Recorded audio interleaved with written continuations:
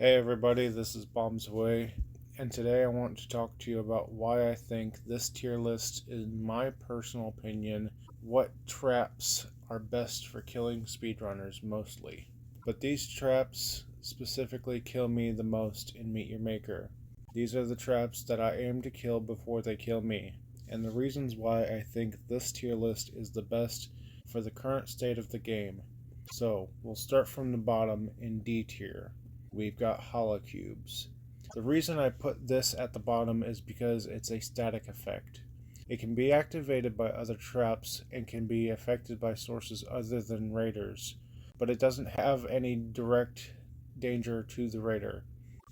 It's a way to set up other things such as pitfalls and guard ambushes, but by itself, not much of a threat. Now moving on to C tier. Beginning with acid cubes. Don't get me wrong, these things have killed me a lot, but as a speedrunner on 90% of outposts, acid cubes don't kill me that much. If we're talking about parkour, then yes, they are the main threat, and it kills me a lot, because I have to think about how to make it through, but parkour is not that accessible to live raids, so it's not that often you see it.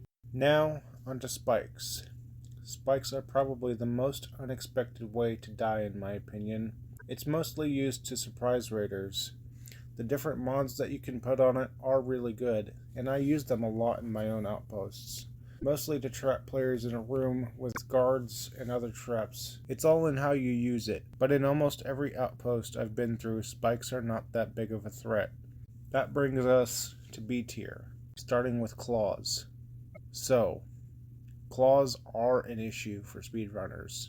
If the claw even so much as stops a raider for half of a second, there's a good chance they will die to something else.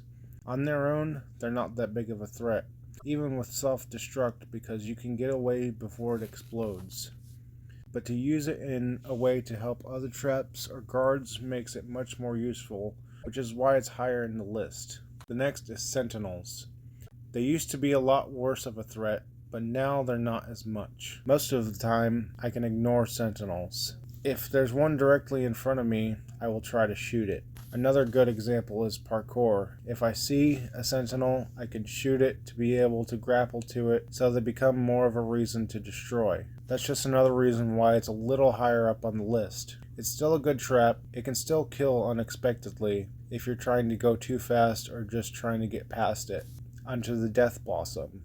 At first, I didn't know where I was going to put this in my tier list, mostly because it is new, but it has a lot of potential still, and we will have to see what builders come up with in order to see its full potential. But for now, I think if it had better mods, it could go higher, but once you shoot the mine and touch it or shoot it, they're no longer a threat. It can be used as a way to prevent people from camping at the gen mat, but I've only seen that once. Moving on to A tier, starting with flames. They're still a pretty big threat. If you try to go through them from the side while they're active, it can still kill you if you're not fast enough. So you still have to destroy them if you want to survive. And most of the time, when you see flames, you also see pistons. Being a speedrunner, I think I get more outposts with anti-speedrun setups, and plus, I give 2 accolades to 90% of outposts I run. I think they are probably one of the best traps in the game, and if I had a better template, I would have put them just between A tier and S tier. And I'm glad it's one of the first traps they thought of that should be in the game. They were like, yeah,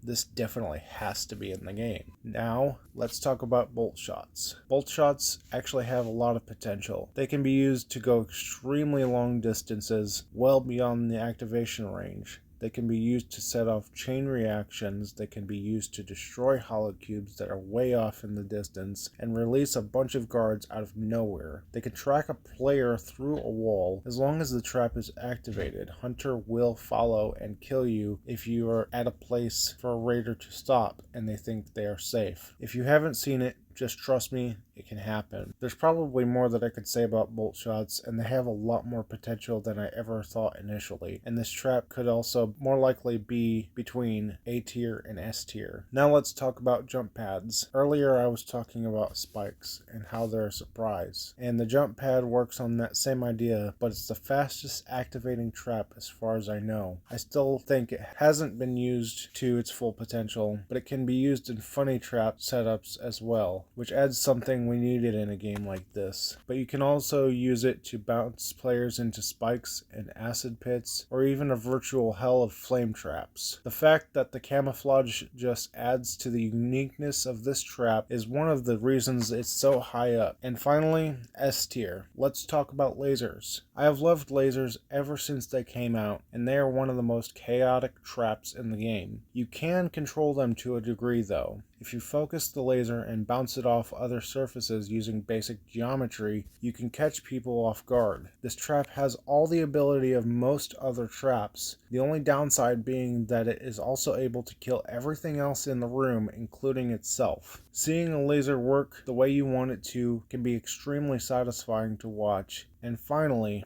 there's bombs. There's no way I could make this trap any lower on this list. It's in my name, and they are the most chaotic thing in the game. When used with a clever split, the results can amaze both you and the raiders. The potential for bombs amazes me every time I see someone doing something clever with them, and that's why I love them so much. If you don't see a bomb coming, they will kill you every time. That's pretty much it. So thanks for listening to me ramble about traps and Meet Your Maker. Thanks for your time, and please let me know your thoughts. What is your best trap? What has better potential? What would you change about this list? Why do you think one trap might be slightly better or worse? Or, if you agree with me, let me know. I want as much feedback as I can get, and maybe I'll learn something from it. Peace out. Until next time.